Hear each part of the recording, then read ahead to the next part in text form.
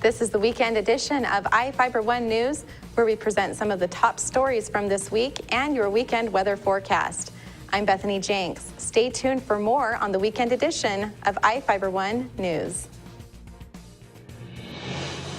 From the iFIBER 1 HD studio here in the heart of the Columbia Basin, this is iFIBER 1 News.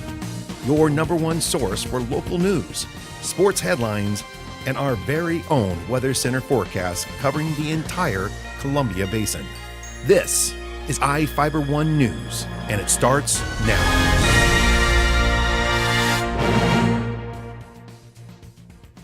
One of our top stories for this week is about a pair of fires north of Soap Lake that helped add more smoke to northern Grant County. Reporter Jeff Chu has the story.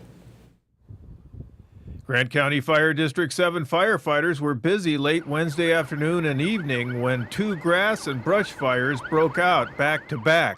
Fire District 7 Chief Kirk Shepard said the first fire of an unknown cause ignited just west of the caretaker's home at Valley View Memorial Park at State Route 28 and High Hill Road. 3 wildland firefighting tanker trucks and 4 firefighters were on the scene shortly after the call at 3:30 p.m. They contained the 2-acre grassland blaze in about 2 hours. There was no fire damage to the adjacent home or property, and the fire was not determined to be suspicious. Shortly after that fire, another blaze broke out near the Burlington Northern Santa Fe Railroad trestle that runs over State Route 17 south of State Route 28. Shepard said there was no damage to the railroad tracks or trestle. I'm Jeff Chu for iFIBER 1 News. Another top story for the week is about a special 4th of July tradition baked annually in George. Reporter Lexi Perry has the scoop on the giant dessert. George held its 57th annual 4th of July celebration this weekend. There was a vintage car show, a grand parade, and the line dancing grannies even stopped by to show off their dance moves.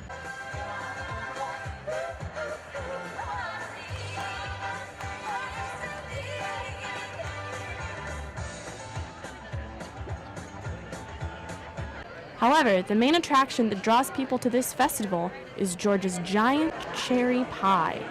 George Washington himself even made an appearance to cut the first piece. The tradition of the pie was started by the town's founder, Charlie Brown. According to Georgette Mary Lou Crouchard, Charlie Brown commissioned the creation of the 8-by-8-foot square pan in the 1950s. The Georgettes still use that very pan today to bake the pie. A pie this size won't fit in a traditional sized oven, so the Georgettes had to get creative when it came to baking something this big. When the pie first started, the pie was baked in an outdoor oven with charcoal briquettes and so forth. They did that for several years, and then the oven was vandalized and it burned the pie. So now we make the pie, make the crust separately, and all the cutouts, and then we buy the pie filling already made and thickened and sweetened. So what does it take to make a pie this big? Right now we have about 45 gallons of pie filling in the pie, and we made 4 3-gallon buckets of pie dough that we cut out the other day and baked with the pie. People waited in a line that stretched almost all the way to the playground just to get a piece of George's pie. With all this fuss over pie, I had to get my hands on a piece and try it for myself. The pie here in George can feed close to 2,000 people. And let me tell you, it's pretty good. Before the baking begins, the Georgettes lay out a blueprint of what they want the pie's crust to look like. Mary Lou showed me a copy of this year's blueprints. In George, Washington, I'm Lexi Perry, reporting for iFIBER 1 News. Now we take a look at individuals wanted by the Grant County Sheriff's Office. This is Sheriff Tom Jones with the Grant County Sheriff's Office. Each of the people you see here have a warrant for their arrest. If you see any of these people, we ask you do not attempt to detain or apprehend them, but call us at 509-762-1160 or send us an email at crimetips@co.grant.wa.us. If the person is presenting a danger, call 911. With your help, we can bring these people to justice and make our community safer. We will be right back after this.